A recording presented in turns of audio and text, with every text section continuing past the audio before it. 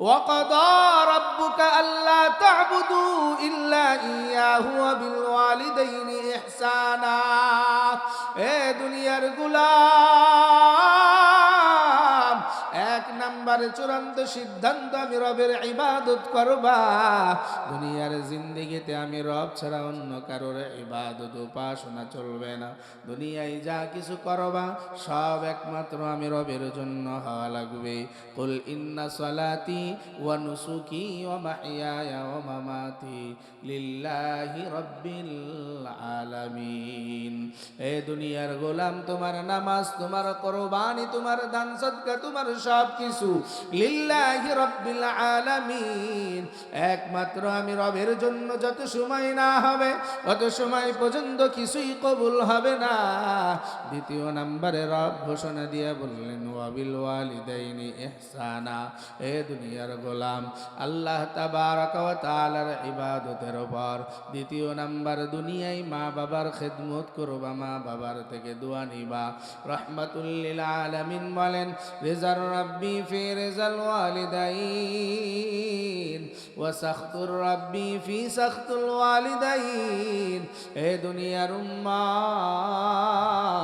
এই দুনিয়ায় যদি তোমার মা বাবা তোমার উপরে নারাজ হয় আল্লাহ ঘোষণা দিয়ে বলে আমিও তোর উপরে নারাজ হয়ে যাই যদি দুনিয়ায় তোমার মা বাবা তোমার উপরে সন্তুষ্ট থাকে আমি আল্লাহ ওই বান্দা বান্দির উপরে সন্তুষ্ট হয় মাফ করে দেই এ নবীর আশিক উম্মত তাহলে এই শবে বরাতের রাতটা যখন শুরু হবে আমাদের সমাজের কিছু প্রচলিত ভুল আছে এই শবে বরাতের রাত আসলে লাইটিং হয় অনেক মানুষ আছে ফটকা ফুটায়া জীবন উৎসর্গ করতে চায় আল্লাহর নবী বারবার নিষেধ করে বলেছেন খবরদার কোরআন সুন্নাহ যারা যে ইবাদত গুলার কথা আসছে এই ইবাদত ছাড়া অন্য কোনো ইবাদত যদি করো এগুলা বেদাত সাব্যস্ত হবে আর বেদাতের কাজ করলে রহমতে আলম নবী নারাজ হয়ে যায় আর রাহমাতুল লিল আলামিন যদি নারাজ হয়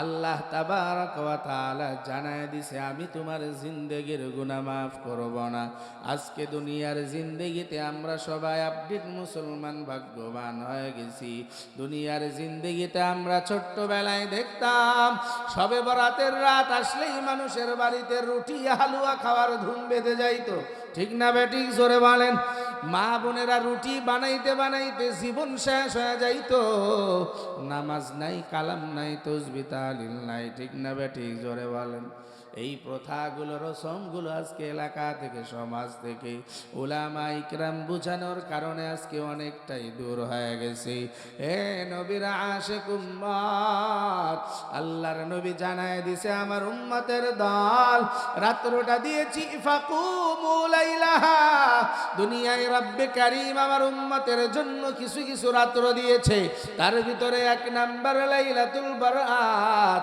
এরপরে রমজান মাসে লাইলাতুল কদর দুই ঈদের রাত্র আছে আল্লাহ তাবারক ওয়া তাআলার নবী বলেন জিলহজ মাসের 1 থেকে 10 তারিখ পর্যন্ত রোজা রাখা ইবাদত বন্দেগী করা বৃহস্পতিবার দিবাগত রাত শুক্রবারের রাত আল্লাহর জন্য ইবাদত করা এই রাতগুলা দুনিয়ার জিন্দেগিতে দিয়েছেন আপনার আমার জন্য উম্মতি মুহাম্মাদীদের বৈশিষ্ট্য এখন যদি মনে করেন না না আমি প্রতিদিন প্রত্যেক রাতের বেলায় রব্বে কারীমের জন্য ইবাদত করতে চাই আল্লাহ তাবারক ওয়া তাআলা বলেন ওয়া মিনাল লাইলি ফাতাহাজ্জাদ বিহি নাফিলাতাল লাক আসা আইয়াবআসাকা রাব্বুকা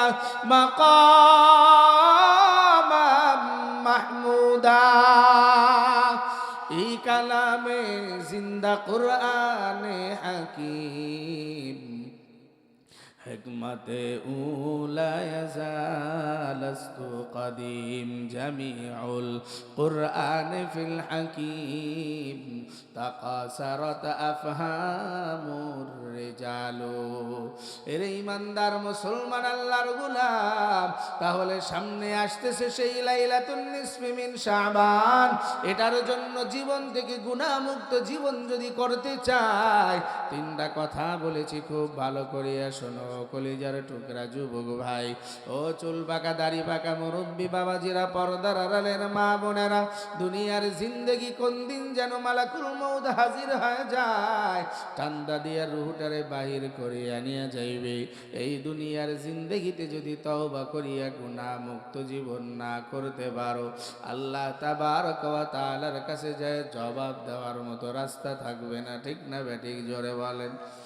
এই জন্য রব্বে কারীমের রাসূল বলেন, এক নাম্বার শিরক করতে পারবা না এ দুনিয়ার উম্মতের দল।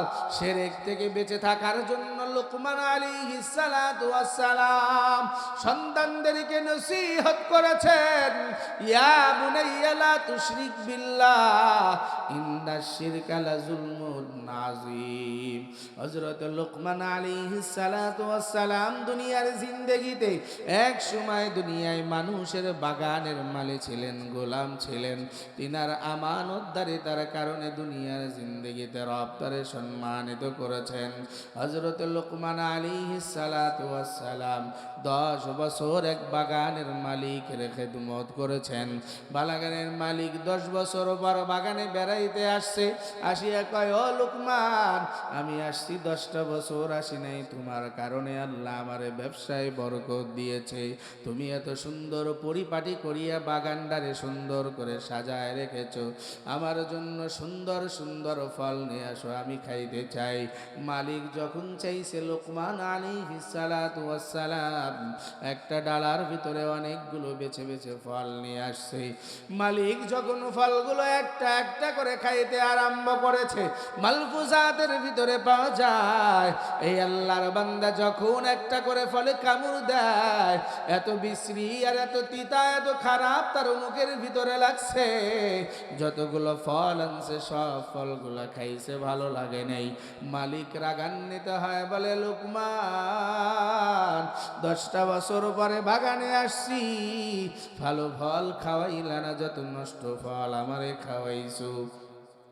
লোকমান ডাক দিয়ে বলে, ও মালিক, কোনটা ভালো কোনটা মন্দ আমি জানি না, 10টা বছর আপনার বাগানের খেদমত করি, আমি আল্লাহি রব্বি সাক্ষী রেখে বলতে পারি আমানতদারির কোনো খিয়ানত আমি করি নাই।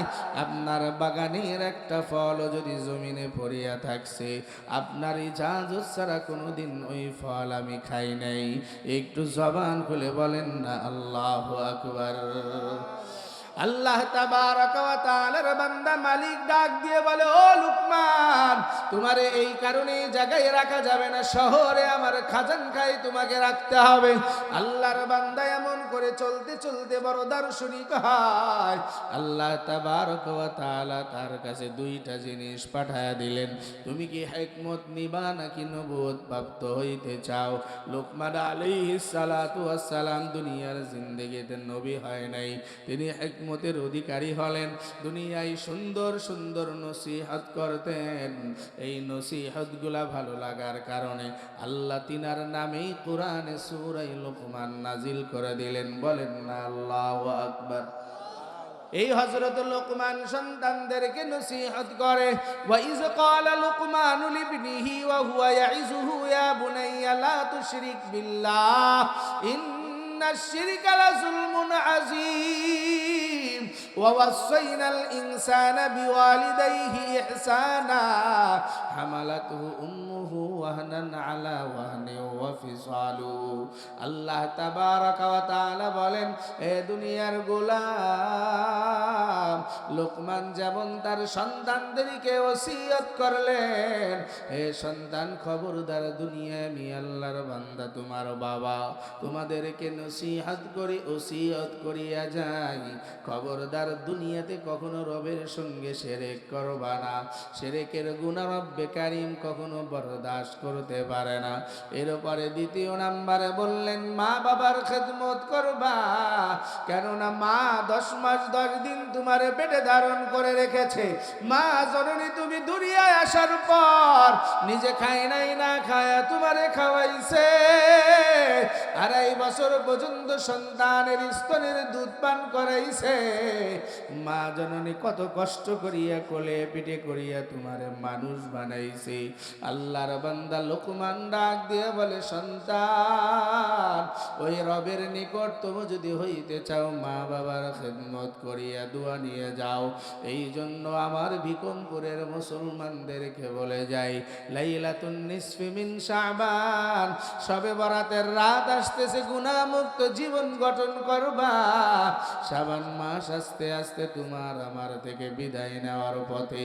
এরপরে আসতেছে রমজানুল মুবারক। রমজানের পবিত্রতা রক্ষার জন্য এই মাসে তোমার ইবাদত করা লাগবে, বেশি বেশি ইস্তিগফারের আমল করা লাগবে, জিকির আজকার করা লাগবে, নওয়াফিলের ইবাদতগুলা বেশি বেশি করা লাগবে। রমজানের রোজার আগে কিছু কিছু রোজা থাকিয়া অভ্যস্ত করিয়া নাও। এই আমলগুলা করার পরে রবের কাছে তওবা করবা। রাত্র যত গভীর হয়ে যাবে, সিজদায় পড়িয়া রবকে ডাক দিয়া বলবা, উদউনি আস্তাজিব লাকুম।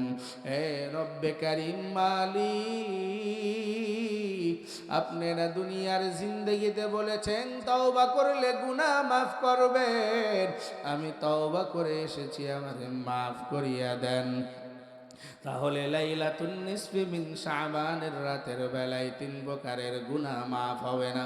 চতুর্থ নম্বরে রহমতে আলম নবী বলেন, দুনিয়ায় যদি কেউ আমানতের খেয়ানতদার হও, এই দুনিয়ার জিন্দেগি থেকে ওই খেয়ানতকারীকেও আল্লাহ ওই রাতেও মাফ করবে না।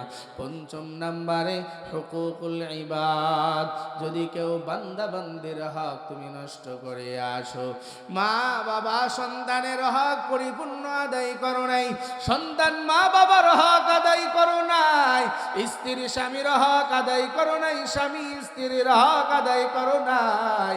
দুনিয়ার জিন্দেগিতে তুমি ব্যবসা করো, ব্যবসার মাধ্যমে সঠিকভাবে ব্যবসা করো নাই, মানুষকে অল্প হলেও তুমি ঠকাইছো, তুমি মানুষের হক নষ্ট করেছো। কৃষি কাজ করিয়া নাও, আইল ঠেলতে ঠেলতে আর একজনের আইলের ভিতরে চলিয়া গেছো। দুনিয়ার জিন্দেগিতে ভয় নাই, মানুষের অন্তরের ভিতরে জবান দিয়ে কষ্ট দিয়েছো, মুআমালাত মুআশারাত লেনদেন দিয়া দুনিয়ায় কষ্ট দিয়েছো। আল্লাহ তাবারক ওয়া তাআলার নবী জানায় দেয়, ওই ব্যক্তি যত সময় পর্যন্ত তোমারে মাফ না করবে, আল্লাহ তাবারক ওয়া তাআলা তত সময় তোমাকেও মাফ করবে না। এই জন্য কলিজার টুকরা যুবক ভাই, বৃদ্ধ বাবা, পর্দার আড়ালের মা বোনেরা, রমজান মাস আসবে, গুনাহ মুক্ত জীবন গঠন করব, তার আগে লাইলাতুন নিসফি মিন শাবান আল্লাহ পাঠাইছে। এই শাবান মাসের 14 তারিখ দিবাগত রাত, রব্বে কারীমের কাছে রাতটাকে ভাগ করিয়া নাও। কিছু সময় নামাজ পড়বা, কিছু সময় কোরআন তেলাওয়াত করবা, জিকির আজগার করবা, কিছু সময় বিশ্রাম নিয়ে শেষ রজনীতে উঠিয়া সারি খাইবা। এর উপরে আবার ইবাদত বন্দেগী করিয়া ফজরের নামাজ পড়িয়া বিশ্রাম নিবা। এই রাতে আর একটি ইবাদতের কথা হাদিসের ভিতরে পাওয়া যায়, রাতের বেলায় গোরস্থান জিয়ারত করা। এখানে মুহাদ্দিসিন ইকরামগণ বলেন, ঢোল পিটায়া দলবদ্ধ হয়ে অনেক ছৌরাচার করিয়া চেঁচামেচি করিয়া গোরস্থানে যাওয়ার কথা বলেন নাই।